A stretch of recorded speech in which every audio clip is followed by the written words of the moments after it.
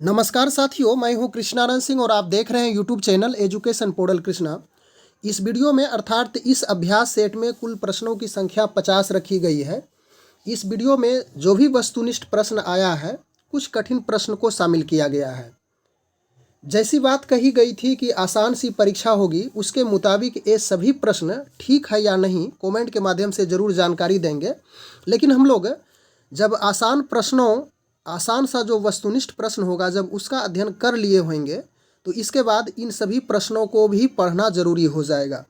तो चलिए एक एक करके हम उन सभी प्रश्नों का अध्ययन करें और इन प्रश्न की जानकारी भी होनी चाहिए। यदि प्रश्न में बदलाव हो जाता है, आसान प्रश्न तो रहेगा ही रहेगा, उसके साथ साथ कुछ न कुछ कठिन यानी कि जटिल प्रश्न भी रहेगा, तो उसका भी अध्ययन हम लोग करते चलेंगे। पहला प्रश्न यहाँ पे स्क्रीन पे आपके समक्ष है। वॉलीबॉल के खेल में खिलाड़ी किसके बाद अपना स्थान बदल सकता है? वॉलीबॉल एक खेल है और इसमें कहा गया है कि वॉलीबॉल के खेल में खिलाड़ी किसके बाद अपना स्थान बदल सकता है। ऑप्शन है शुरू में, सर्विस के दौरान, प्रत्येक मिनट पर और इनमें से कोई नहीं। तो राइट ऑप्शन डी ही है, यानी कि इनमें से कोई नहीं होगा। इसके बाद दूसरा नंबर प्रश्न है, भारत और पाकिस्तान के बीच शिमला समझौता कब हुआ था? भारत और पाकिस्तान के बीच शिमला समझौता कब हुआ था? ऑप्शन है 1 जुलाई 1972, 2 जुलाई 1972, 1 अगस्त 1973, 2 अगस्त 1973। तो इसका राइट ऑप्शन 2 जुलाई 1972 ही होगा। ऑप्शन नंबर बी आपका सही है। इसके बाद तीसरा नंबर प्रश्न है, नाथपा झकरी जल विद्युत परियोजना किस राज्य में स्थित है? बहुत फेमस परियोजना है जल विद्युत परियोजना नाथपा झकरी, और किस राज्य में यह स्थित है? तो इसका राइट ऑप्शन सी होगा, हिमाचल प्रदेश में नाथपा झकरी जल विद्युत परियोजना है। ऑप्शन नंबर सी सही होगा। उसके बाद अगला प्रश्न है, लघु ज्वार भाटा कब आता है? लघु ज्वार भाटा कब आता है? ऑप्शन हम लोग देख लेते हैं। पूर्णिमा के दिन, अमावस्या के दिन, शुक्ल सप्तमी के दिन, शुक्ल नवमी के दिन। तो यह सी नंबर होगा, यानी शुक्ल सप्तमी के दिन। इसके बाद अगला नंबर है प्रश्न 5वां नंबर, रावी नदी का प्राचीन नाम था, यानी कि रावी नदी का प्राचीन नाम क्या था? तो इसका राइट ऑप्शन ए होगा, यानी पुरुषनी रावी का पुराना नाम था। अगला प्रश्न है 6 नंबर, संपूर्ण क्रांति की विचारधारा किसने प्रस्तुत की थी? तो यह सी नंबर ऑप्शन होगा, जयप्रकाश नारायण, यानी जयप्रकाश नारायण के द्वारा संपूर्ण क्रांति की विचारधारा प्रस्तुत की गई थी।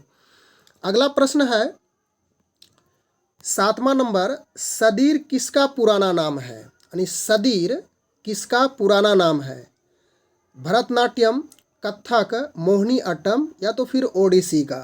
तो सदीर पुराना नाम है भरतनाट्यम का। ऑप्शन नंबर ए सही है। अगला प्रश्न है 8 नंबर, रेखांकित, यहाँ पे थोड़ा सा मिसिंग हुआ है, इसे पढ़ेंगे। रेखांकित चेक वह है जिसको भुनाया जा सकता है केवल। ऑप्शन है स्टेट बैंक ऑफ इंडिया में चेक निर्गत करने वाले के द्वारा बैंक के माध्यम से दूसरे व्यक्ति को हस्तांतरित कर देने के पश्चात। तो रेखांकित चेक इसे भंजाया जाता है, नहीं कि भुनाया जाता है, यह बैंक के माध्यम से। ऑप्शन नंबर सी सही होगा। अगला प्रश्न है 8 नंबर, विश्व का सबसे बड़ा डेल्टा सुंदरवन डेल्टा जिसका क्षेत्रफल कितना है? इसका राइट ऑप्शन डी हो जाएगा, 75,000 वर्ग किलोमीटर, यानी कि 75,000 वर्ग किलोमीटर सुंदरवन डेल्टा का क्षेत्रफल है। अगला प्रश्न है 10 नंबर, भारत सरकार की राजस्व प्राप्तियों में इनमें से क्या शामिल नहीं होता है? ऑप्शन दिया हुआ है ब्याज, लाभ और लाभांश, संपत्ति से किराया, ऋणों की वसूली। ऑप्शन नंबर डी ही आपका सही होगा। इसके बाद 11 नंबर प्रश्न है, भारतीय स्वतंत्रता संग्राम का विभाजन बिंदु, यानी कि भारतीय स्वतंत्रता संग्राम का विभाजन बिंदु माना जाता है कब?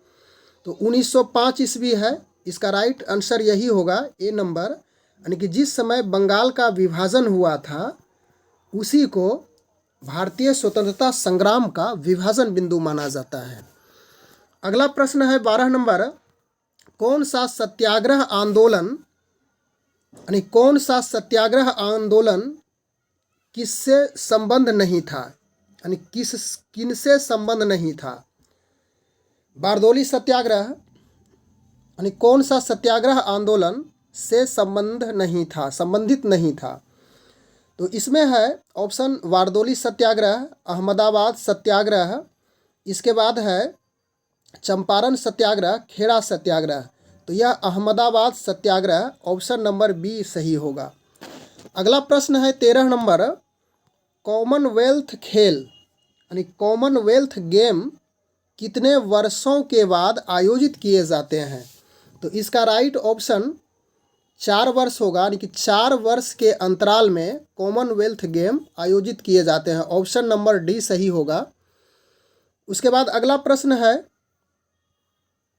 14 नंबर, लाई डिटेक्टर यंत्र, यानी कि लाई डिटेक्टर यंत्र से सूचना मिलती है।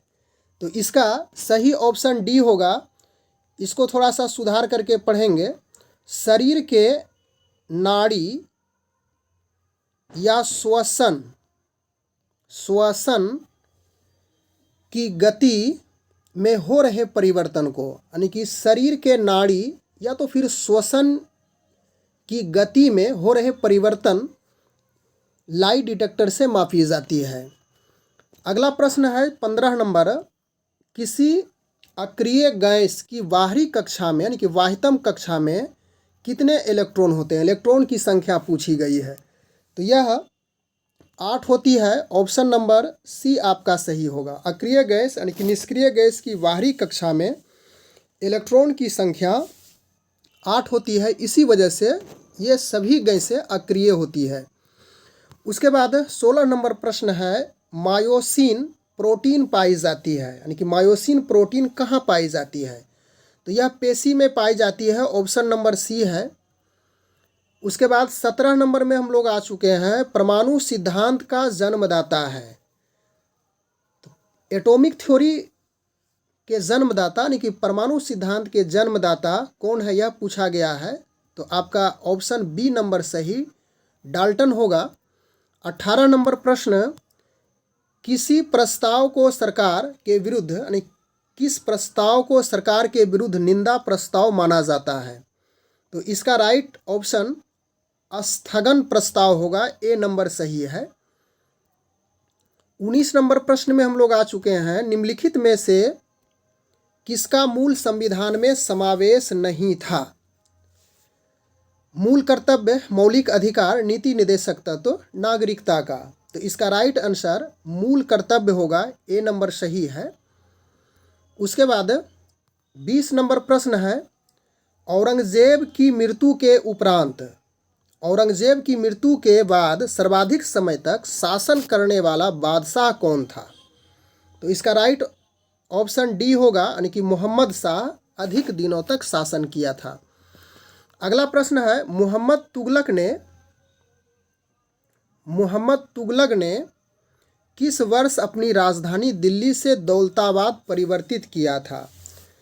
तो इसका राइट ऑप्शन 1327 ईस्वी में परिवर्तित किया था। बी हो जाएगा, ऑप्शन बी। अगला प्रश्न है 22 नंबर, बैलाडीला किस खनिज उत्पादन के लिए प्रसिद्ध है? तो बैलाडीला ऑप्शन है कोयला। उसके बाद अगला ऑप्शन है तांबा, लोहा और बॉक्साइट। तो यह लोहा के लिए फेमस है बैलाडीला। सी नंबर ऑप्शन सही है। 23 नंबर प्रश्न, नर्मदा और ताप्ती के बीच कौन सा पहाड़ है?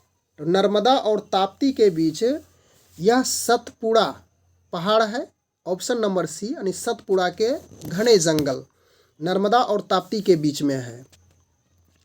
इसके बाद अगला प्रश्न है 24 नंबर, भारत की सेक्रेटरी पेपर मिल कहाँ स्थित है? तो यह होशंगाबाद में स्थित है, ऑप्शन नंबर ए सही होगा। अगला प्रश्न है 25 नंबर, संविधान के किस भाग को भारत का मैग्ना कार्टा कहा जाता है? तो इसका राइट ऑप्शन बी होगा, यानी कि भाग 3 को भारत का मैग्ना कार्टा, यानी संविधान में भारत का मैग्ना कार्टा के रूप में जाना जाता है। अगला प्रश्न है 26 नंबर, हीरक जयंती कितने वर्ष के अंतराल में मनाई जाती है? तो इसका राइट ऑप्शन 60 साल होगा, यानी कि ऑप्शन नंबर सी सही है। 60 वर्ष के अंतराल में हीरक जयंती मनाई जाती है। अगला प्रश्न है 27 नंबर, कोलाइड का उदाहरण माना जाता है। कोलाइड का उदाहरण माना जाता है, तो ऑप्शन नंबर डी सही होगा, यानी गोंद को कोलाइड का उदाहरण माना जाता है। अगला प्रश्न है 28 नंबर, सामान्य स्वस्थ मनुष्य का रक्तदाब यानी कि ब्लड प्रेशर कितना होता है, यह पूछा गया है। तो यह 120/80 होता है, तो ऑप्शन नंबर बी आपका सही होगा, ए वाला।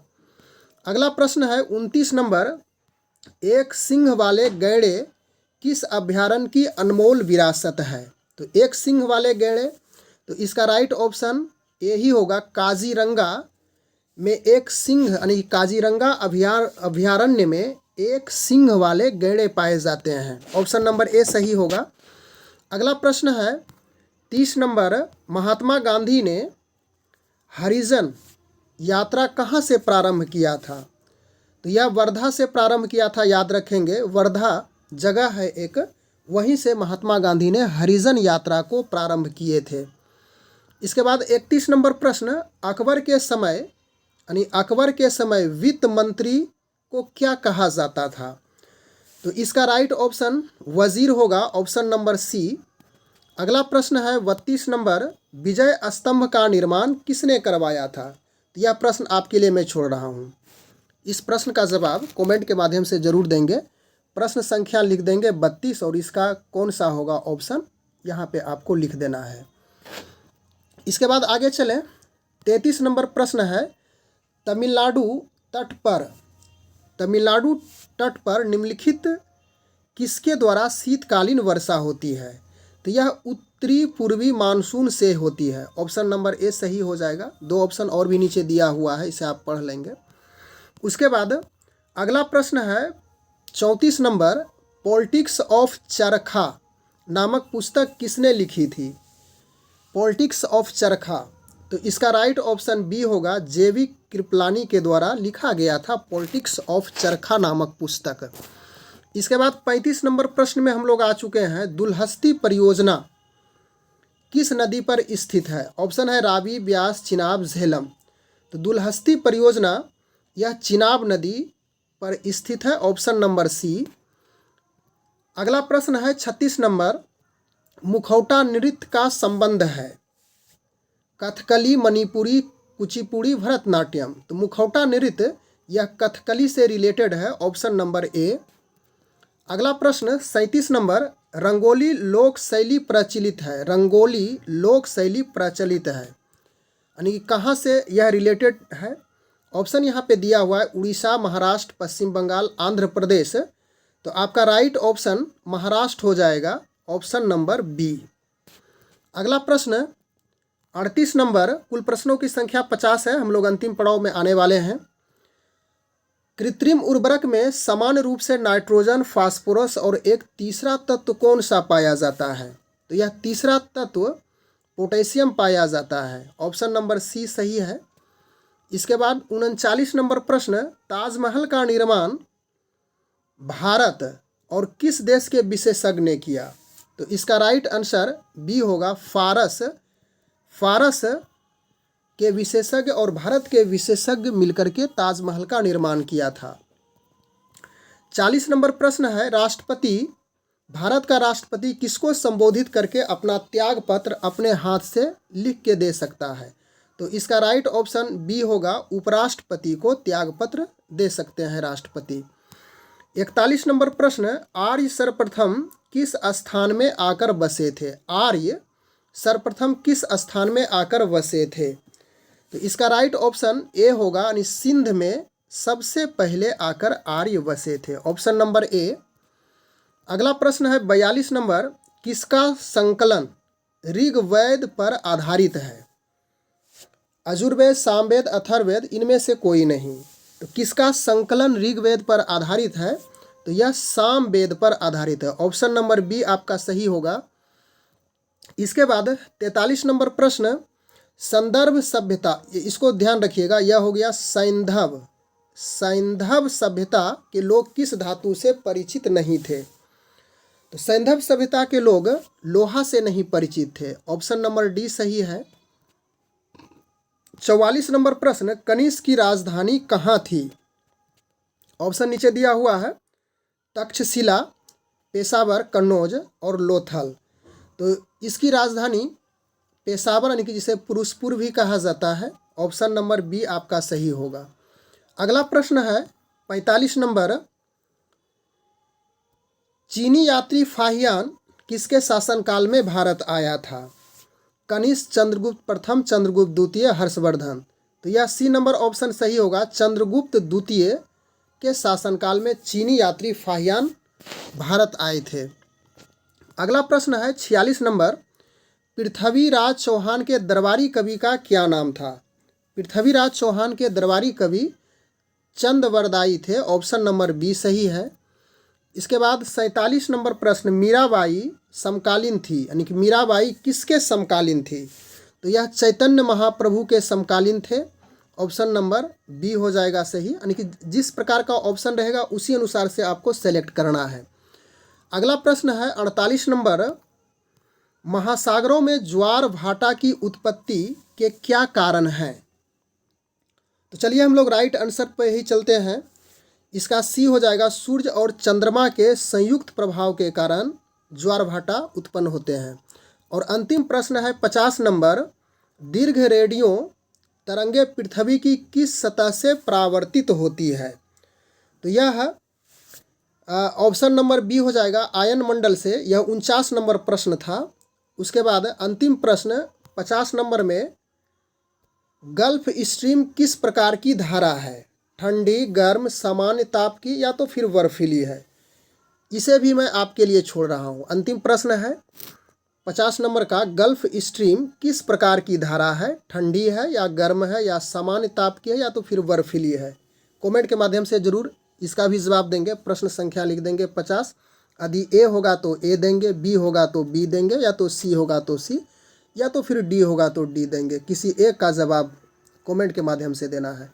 तो इस प्रकार से इस वीडियो के माध्यम से आसान और कठिन, हालांकि ज़्यादा से ज़्यादा इसमें थोड़ा सा डीपली प्रश्न का संग्रह किया गया था, और उम्मीद है कि यह जो प्रश्न है, यदि कुछ गहराई तक प्रश्न पूछा जाता है तो इन्हीं सब प्रश्नों का समायोजन रहेगा उस परीक्षा में। बस आज के वीडियो में इतना ही। Thanks for watching, good bye.